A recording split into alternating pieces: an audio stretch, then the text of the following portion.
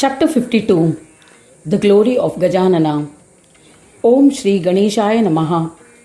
Daksha asked Mudgalacharya, O scholarly Pandit, please tell me in brief about the location of the holy pilgrimage kshetras of Ganesha and the Siddhi bestowing importance of these locations.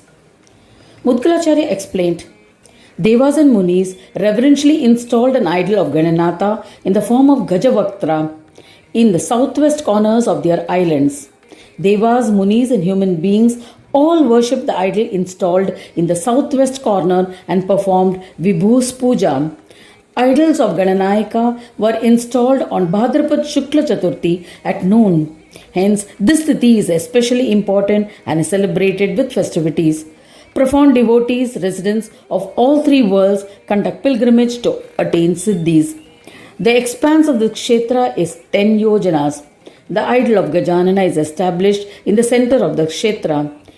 His mount, the rat Mushaka, stands in front of his idol. To the left side of the idol of Gajanana is Siddhi, to his right is Buddhi.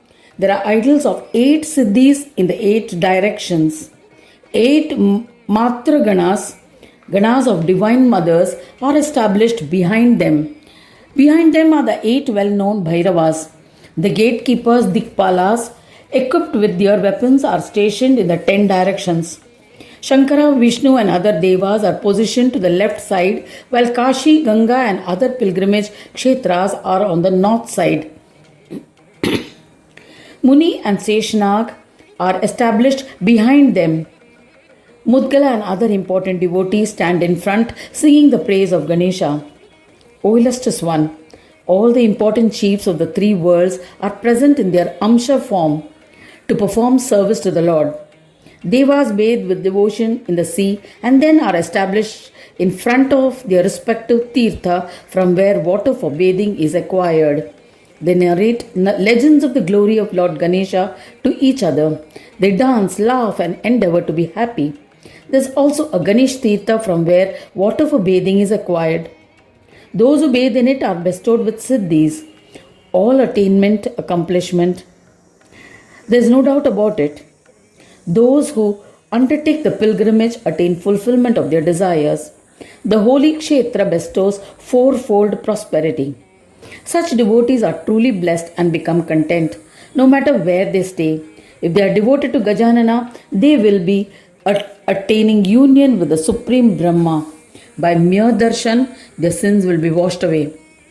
Devotees of other devas who die in this place all ascend to their respective devas' abode. After enjoying pleasures in those lokas, in the end, to achieve union with the Supreme Brahma, they ascend to the abode of Ganesha. It is impossible for me to narrate all the legends of people who have attained different siddhis. Those who undertake these pilgrimages are blessed with 4-fold prosperity and after death become absorbed in the divine and attain liberation. That is definite. I have narrated the glory of the kshetra in brief. It is impossible to describe all the legends of Gajanana, which are the bestower of all siddhis forever. O Prajapati Daksha, anyone who reads or listens to it with faith and devotion will definitely attain siddhis. There is nothing more auspicious in the whole world. In all the Shastras, there is nothing more purifying and divine than this, which bestows enjoyments and liberation. By listening to its mortals will earn merits equivalent to donating 1,000 gold coins. O Daksha, one who reads or listens to this legend will earn 1,000 times merits earned by donating cows. By making donations to Brahmins with faith and devotion, one will enjoy merits. Thereafter will be born on this earth. Reading this Puran bestows all that one may desire. After enjoying the merits earned, they will, in the end, ascend to Swanandaloka and attain union with the Supreme Brahma. For the one who performs yajnas and other karmas, the merits that one may earn by performing such deeds is not even equal to a small part that one earns by reading it. All karmas are bound by the cycle of birth and death. But this Puran is the bestower of all enjoyments and in the end bestows ascent to the position of Supreme Brahma. I have narrated the glory of Gajanana in brief. Now what more do you desire? Sutta said, that after completing the narration of this legend, Mutkalacharya maintained silence. O eminent Muni, listening to it, Daksha experienced goosebumps. I have narrated this Siddhi bestowing glory of Gajanana to you. O Brahmins and Rishis, I have been blessed and accomplished by your company. I am immersed in the nectar of the legend of Ganesha.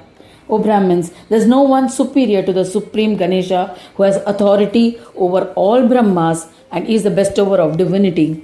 So he must be remembered at the commencement of all deeds. Suta asked, O illustrious one, you have listened to this purifying legend with the Brahmins learned in Shastras. What more do you wish to hear? Thus ends the 52nd chapter titled The Glory of Gajanana in the 4th Khanda of the Purana Upanishad, Shriman Mudgal Puran, describing the legends of Gajanana. Dedicated to Sri Gajanana, end of chapter 52. Conclusion of the 4th Khanda of the Mudgal Puran.